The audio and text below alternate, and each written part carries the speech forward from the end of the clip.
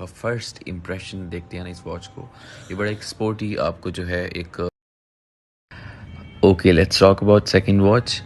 ये भी जो है सेकंड और .com.pk वालों की तरफ से PR में आई है और let's just open this watch. काफ़ी अच्छी पैकिंग है इनकी, मतलब मैंने ये देखा है कि ये लोग 2-3 लेयर्स की पैकिंग करते हैं ताकि कस्टमर को जो है वो एक सही प्रोडक्ट मिले और प्रोडक्ट डैमेज भी ना हो। इसको भी आप किसी को भी गिफ्ट कर सकते हैं। नाइस, ये भी अच्छी है, बड़ा स्पोर्टी लुक है, लाइक जो आप लुक आता है लेदर स्ट्रैप में है, क्योरिन ब्रांड है। I am not sure if I am calling it's name right, it's curing brand. It looks nice, इसको पहन के देखते हैं, कैजुअली वेयर कर सकते हैं इसको daily basis. Isn't it looks good? Yeah, it looks nice.